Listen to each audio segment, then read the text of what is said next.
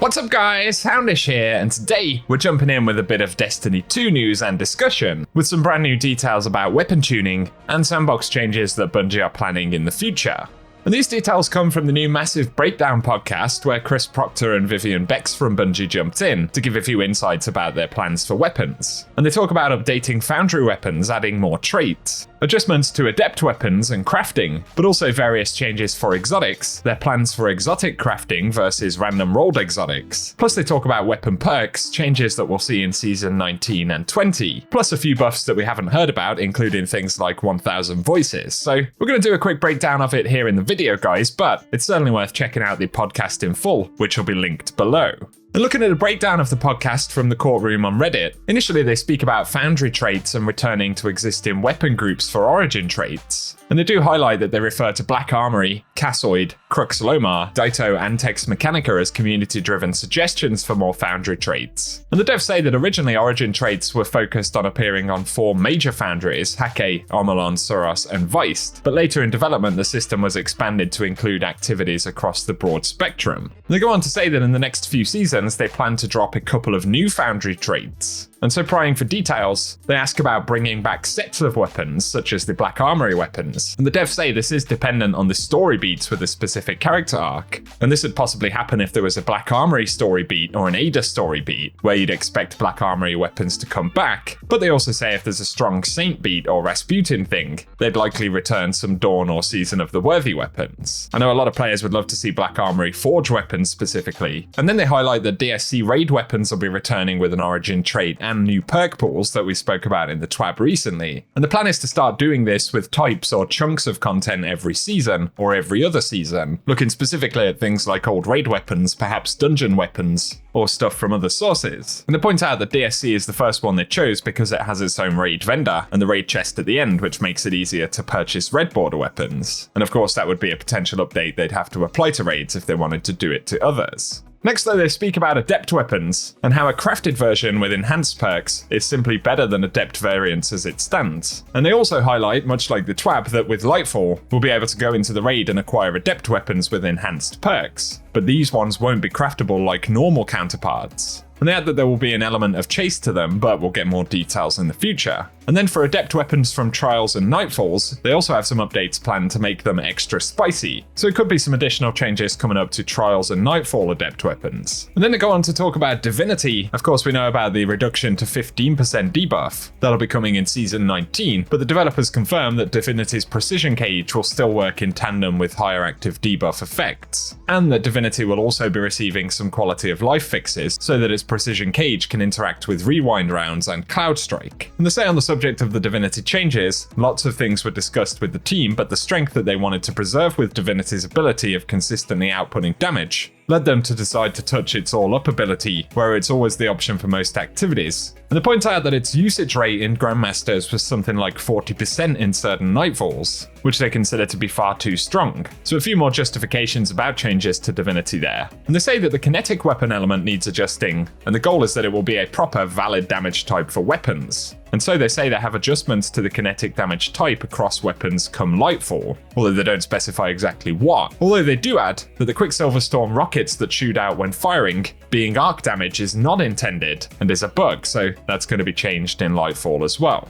They talk about verbs and weapon perks here, including Repulsor Brace, and they say it requires a higher baseline of build crafting versus Incandescent and Volt Sharp. Very few PvE activities require an overshield instead of better damage, but they say as more Void perks come out, more synergies will emerge, and the major factor is ease of use versus potency. And so while we have things like Incandescent and Volt Sharp for other elements, it looks like Bungie could be adding more Void perks in the future, which is definitely exciting. So some other ways to utilize volatile rounds on weapons could potentially be a thing. And here they speak about support weapons, and they say they're very excited to look at the space for support weapons like Lumina, and they plan to devote resources and time to exploring it in the future, especially with subclass verbs and Strand. So possibly we'll see some additions around Strand there as well. And then here we get some interesting conversation about exotics and random rolled exotics versus craftable ones. Bungie say Hawkmoon was a trial run for random rolled exotics, but the crafting system has put customization in the hands of players completely. And he adds, I don't think we'll do more random rolled exotics, but we're definitely going to do more craftable ones. So interesting that they're not looking at any more random rolled exotics, but a good bit of clarification that we will get more crafting exotics. This seems especially likely to happen in Lightfall. And of course we haven't really seen any exotics added to the crafting system since launch, where we got Osteostriga and the Glaives. So there are certainly some pretty interesting possibilities there. There was a couple of interesting questions here, and one was asked about whether the team could turn back to remove or not put enhanced traits on crafted weapons when the system launched so that only adept weapons could get them and make them more desirable. And Chris from Bungie says that the enhanced traits are core to the crafting system and give incentive to the system at large, but there is definitely power creep in the crafting system of around 5 or 10% in the outliers, which we're definitely comfortable with. And they say that this is ultimately not that different to adept weapons, which are around 2 to 5% stronger than regular versions. And the community is way more attached to adept weapons than we were expecting. The goal after Lightfall is to revamp the weapon mod system, and we'll probably accept a small amount of power creep that is adept weapons with enhanced traits. And so after Lightfall, there could be other things that they look at, like mods, in order to make them more appealing. I definitely agree that adept weapons should have more sandbox appeal, and if enhanced traits are going to stay on normal crafting weapons, then it feels like there probably should be another layer on top of adept weapons to make them appealing, so give us your thoughts down below. Some final highlights that are interesting here though, they did say that the Delicate Tomb wasn't designed initially for the Season 18 narrative, but was gradually roped into the Nezarec theme, so that's a weapon that kind of existed and then they added the theme around it later, as opposed to having a theme and then designing a weapon.